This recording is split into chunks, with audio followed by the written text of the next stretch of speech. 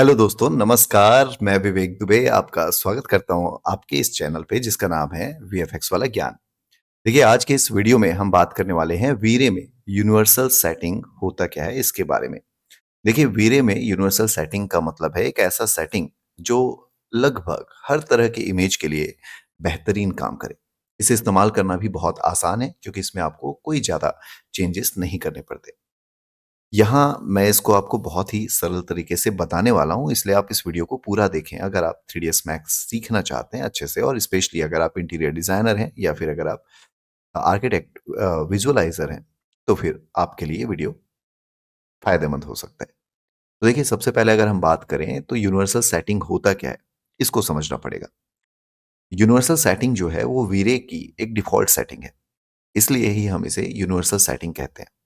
क्योंकि ज़्यादातर जो सीन्स होते हैं, उन सभी सीन्स में ये सही तरीके से काम करता है। मैं इसको बेस्ट नहीं बोल रहा हूँ, बल्कि मैं इसको ये कहना चाहता हूँ कि ये बहुत ही आसान है।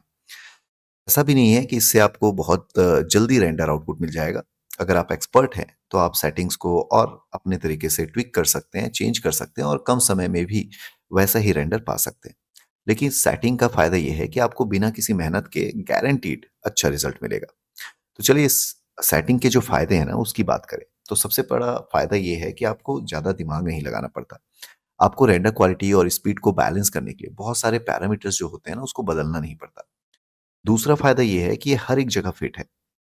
यानी कि फिर अगर आप इंटीरियर सीन बना रहे हो, एक्सटीरियर सीन बना रहे हो या किसी स्टूडियो में किसी प्रोडक्ट को रेंडर कर रहे हो, हर एक जगह पे ये फिट बैठने वाला है। तीसरी जो फ़ायदे वाली बात है, वो ये है कि इसमें से जो भी आउटपुट निकलेगा, वो बहुत ही साफ रहेगा और प्रोफ़ेशनल रहेगा। यानी कि एक अच्छी हाई क्वालिटी की इमेज आपको मिलने वाली है।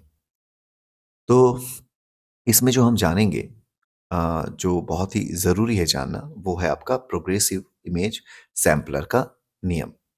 देखिए, क्या होता है, डिफ़ॉल्ट रूप से अगर हम देखें तो मैक्स का जो रेंडर टाइम होता है, वो मिनट पे सेट होता है। इसका मतलब है कि वीरे तब तक रेंडर करता रहेगा जब तक आपकी इमेज से सारा जो नॉइज़ है वो ख़त्म ना हो जाए, और वो जो नॉइज़ थ्रेशोल्ड है वहाँ तक ना पहुँच पाए। यानी कि रेंडर तब तक नहीं रुकेगा जब तक क्वालिटी पूरी तरीके से क्लीन ना हो जाए, सारे नॉइज़ रिमूव ना हो जाए। तो अगर आप सेटिंग्स के साथ ज़्यादा कोई प्रैक्टिकल एक्सपेरिमेंट नहीं करना चाहते हैं, आप चाहते हैं कि बस एक बटन दबाएँ और अच्छी क्वालिटी में इमेज निकल जाए, तो ये यूनिवर्सल सेटिंग जो है वो आपके लिए बेस्ट है। तो चलिए अभी इसको समझते हैं मैक्स के साथ। ओके, तो अभी हमने मैक्स ऑन करके रखा हुआ है ऑलरेडी। शुरुआत से मैं आपको ये दिखा रहा हूँ, और आप देख सकते हैं बिल्कुल ब्लैंक सीन है, कुछ भी मैंने नहीं बनाया है। अब आपके सामने मैं यहाँ पे एक टीपॉट बनाता हूँ। तो इस तरीके से मैंने क्रिएट पैनल ज्योमेट्री से एक टीपॉट ले लिया। ओके, देन मैं चले जाता हूँ वीरे के ऑप्शन पे। आप देख सकते हैं यहाँ पे वीरे का ऑप्शन अवेलेबल है, और यहाँ से मैं लेता हूँ वीरे प्लेन और इसको रख देता हूँ ग्राउंड पे कुछ इस तरीके से। आप देख सकते हैं सीन पे मैंने एक वीरे प्लेन ऑब्जेक्ट भी रख दिया है कुछ ऐसा। ओके, अब क्या करते हैं, अब मुझे रेंडर सेटिंग से वीरे को एक्टिवेट करना होगा। तो रेंडरिंग मेन्यू पे जाना है और रेंडर सेटअप पे चले जाना है। यहाँ पे जाकर के जो रेंडरर है, जो कि अभी अर्नोल्ड है, इसको मैं चेंज कर देता हूँ यहाँ से वीरे पे। ओके, तो ये तो हो गई पहली सेटिंग जो आपको ऑन करनी है। फिर आपको आ जाना है कॉमन टैब को छोड़ के सीधे वीरे वाले टैब में। जब आप वीरे टैब में आते हो तो आपको इतने सारे रोल आउट्स दिखते हैं, जैसे कि frame buffer, global switches, IPR option, image sampler, progressive image sampler, image filter, environment, colour mapping and camera. तो अभी जो मैं आपको सेटिंग बताने वाला हूँ वो यहाँ पे है, वो है इमेज सैम्पलर। यहाँ पे आपको जो इमेज का सैम्पलर का जो टाइप है उसको रखना है प्रोग्रेसिव। और उसके बाद जब आप प्रोग्रेसिव इमेज सैम्पलर पे आते हैं, तो यहाँ पे आप देख सकते हैं आपको minimum sub division 1, maximum sub division 100, इसको आपको बिल्कुल भी चेंज नहीं करना है, जैसा है बिल्कुल वैसा आप रखें।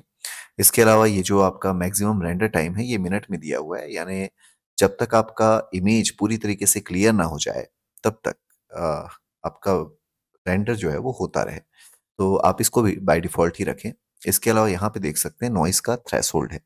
तो अगर आप नॉइज़ थ्रेशोल्ड को इंक्रीज़ कर देते हैं, जैसे कि अगर मैं इसको कर देता हूँ 1, और एक बार अभी रेंडर करते हैं, ठीक है? तो अभी सिंपल रेंडर किया मैंने, और सीन जो है जैसे ही रेंडर होगा, हमें दिखाई देने लगेगा, बट अभी फ़िलहाल हमें कुछ भी नहीं दिखाई दे रहा है, आप देख सकते हैं रेंडर करने पे। इसके पीछे एक वजह ये है कि जब तक आप 3ds मैक्स में वीरे का कोई लाइट ना ऐड कर दें तब तक वो उसको जो ऑब्जेक्ट है जो आपने सीन में रखा है उसको शो नहीं करने वाला। तो चलते हैं क्रिएट पैनल में लाइट के ऑप्शन पे और यहाँ पे मैं ले लेता हूँ वीरे लाइट। फिर वीरे लाइट पे जा करके मैं यूज़ कर लेता हूँ अभी डोम लाइट। तो मैंने सीन पे डोम रख दिया। अब वापस एक बार रेंडर करते हैं। अब आप देखेंगे कि हमारा जो ऑब्जेक्ट है वो रेंडर होने पे दिखाई देने लगेगा। ओके।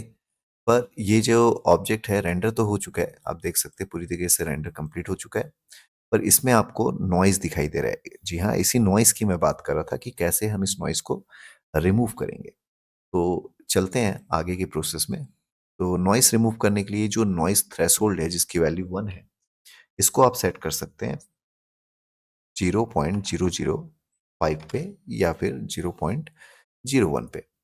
अब एक बार वापस से रेंडर करते हैं इस बटन पे क्लिक करके और देखते हैं कि ये नॉइस किस हद तक रिमूव होता है। आप यहाँ पे देख सकते हैं आपको रेंडर का प्रोग्रेस दिखाई देता है और अभी आप देख सकते हैं जो पहले नॉइस आ रहा था हमारे आउटपुट पे वो नॉइस अब जा चुका है। तो बस इतना सिंपल सा प्रोसेस है नॉइस को रिमूव करने का और प्रोग्रेसिव इमेज सैम्पलर को यूज़ करने का। चलिए अभी अगर हम बात करें यूनिवर्सल सेटिंग में और कौन से ऑप्शन आपको चेक करके रखने हैं, तो मैं आ जाता हूँ अगले पार्ट पे, वो है जीईआई का टैब यानी कि ग्लोबल इल्यूमिनेशन का टैब। इसको आप इनेबल रखें, ऑन रखें और यहाँ पे आप देख सकते हैं प्राइमरी इंजन जो है वो ब्रूट फोर्स है और सेकेंडरी इंजन जो है वो लाइट कैश है। तो बस इतने पे ऑन करके आप काम कर सकते हैं यानी फाइनल रेंडर आउटपुट निकाल सकते हैं। तो आपने देखा है कि किस तरीके से हमारा जो रेंडर का आउटपुट है वो दिखाई दे रहा है और कितनी स्पीड से अभी फ़िलहाल हमारा जो रेंडर है वो कंप्लीट हो चुका है। तो ये सिंपल सी सेटिंग है यूनिवर्सल सेटिंग फॉर वी-रे। इसको आप यूज़ में लेकर के आएँ, प्रैक्टिस करके देखें। आई होप कि आपको ये जो वीडियो है, जो आपने आज देखा, इससे ज़रूर कुछ न कुछ सीखने को मिला होगा और अगर ऐसा है तो यार वीडियो को लाइक कर दें, कमेंट करके बताएँ कि आज आपने इस वीडियो से क्या सीखा। और अगर आप चैनल पे पहली बार आए हैं तो सारे वीडियोज़ को देखें और सीखने की कोशिश करें मेरे साथ, क्योंकि अब मैं आपको मिलने वाला हूँ अगले वीडियो में। तब तक के लिए लेते रहें वीएफएक्स वाला ज्ञान। धन्यवाद।